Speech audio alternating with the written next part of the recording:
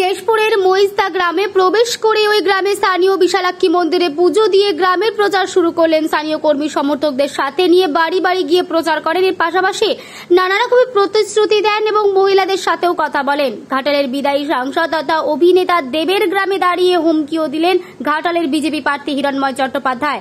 কেশপুর এলাকায় মহিলাদের জন্য মহিলা কলেজ ও স্থানীয় গ্রামের রাস্তাঘাট থেকে শুরু করে যাবতীয় উন্নয়নমূলক কাজ করে দেওয়ার প্রতিশ্রুতিও দেন তিনি।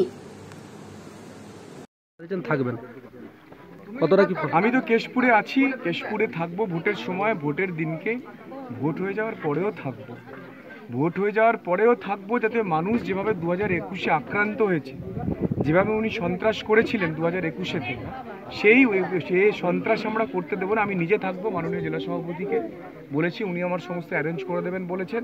আমি কেশপুরেই থাকবো, দেখি যে উনি কত বড় সন্ত্রাস করতে পারেন এবারে 2024-এর লোকসভা নির্বাচনে।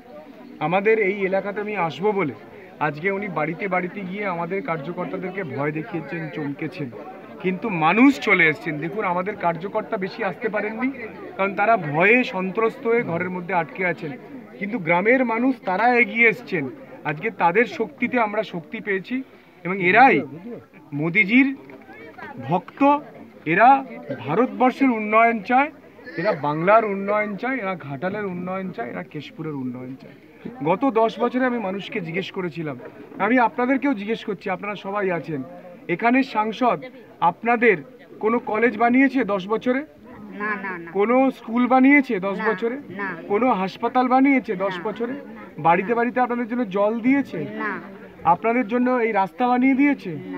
আপনাদের এই যে মাটির বাড়ি, এগুলোকে পাকা করে দিয়েছে? কোনো স্বাস্থ্য কেন্দ্র বানিয়েছে? তাহলে কি করেছে আপনাদের? আপনাদের যে এই যে চাষবাস হয় তার জন্য কোনো কোল্ড স্টোরেজ বানিয়েছে? আপনাদের যে এত ধান চাষ হয় তার জন্য কোনো ধানের মিল বানিয়েছে? কিছুই করেনি, কিছুই করেনি একজন সাংসদ। শুধু কি করেছে না, 10 বছর ধরে শুটিং করেছে, আর শুটিংয়ের জন্য, সিনেমা বানানোর জন্য টাকা তুলেছে। 2014-এর আগে উনি তো প্রডিউসার ছিলেন না। 2014 লোকসভা দাঁড়ানো বর্ষাকালে বেরোনো যায়নি, এত কাদা হয়, আর এই গরমকালে ধুলো উড়ে উড়ে যাবে, যখন ট্রাক্টর মাক্টর যাবে আর ধুলো উড়ে উড়ে যাবে। দেবদা তখন আসলো, তখন বলেছিলাম যে হচ্ছে রাস্তাঘাটটা জলের ব্যবস্থাটা করে দেওয়া, কিছু দিতে হবে। আমাদের এই দুটোর প্রচুর সমস্যা, যারা ভোট চাইতে আসছিল তাদেরকেও বলেছিলাম, এমনকি যারা হচ্ছে এখানকে ভোট হচ্ছে ভোটের জন্য আসছিল এখানে পুজোর আগে গাজনে, তাদেরকেও বলেছি রাস্তাটা আমাদের এটা করে দাও, দুবার কিছু দিতে হবে না, যেমন আছি তেমন আছি, ভালোই আছি, কিন্তু আমাদের এই রাস্তাঘাট আর জলের ব্যবস্থাটাই তো সমস্যা। এই রাস্তাটা দিয়ে তো দেবের বাড়ি যাওয়া যায়। এই রাস্তাটা দিয়ে দেবের বাড়ি, আপনি দেবকে নিচে জানিয়েছিলেন? না, আমি জানাই না, আমাদের গ্রামের মানুষরা জানিয়েছিল।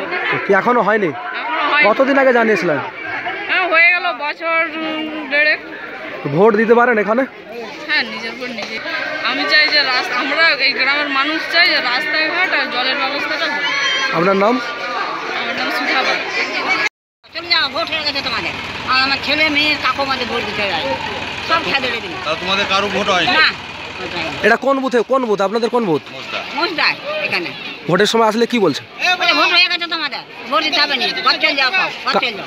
কারা বলছে এটা? কারা? তৃণমূলেরা একদম ভোট দিতে দিবে। আচ্ছা, এখানে তো দেবের বাড়ি কি এখানে? ওই যে বাবা, ওই যে হাতে কাজ করে আছে এই গ্রামে কাজ। কি কাজ হয়েছে এখানে? কিছুই হয়নি, এই তো দেখুন না, কিছুই হয়নি। আজকে হিরণকে অভিযোগ জানালো, হিরণ কি বললো? কিছুই বলেন। আজকে যে হিরণকে জানালেন যে ভোট দিতে পারেন, উনি কি বললেন? আচ্ছা, আমি তো আসছি, আমি দেখবো, আমি এই সকল ব্যবস্থা করবো। সাহস পেয়েছেন? সাহস পেয়েছেন? আমার ভাই করিনি পুলিশ কাজ, কি দরকার? সব মানুষ, আমি মানুষ, বেড়ে দেয় তারাই দেবে আমার কাছে।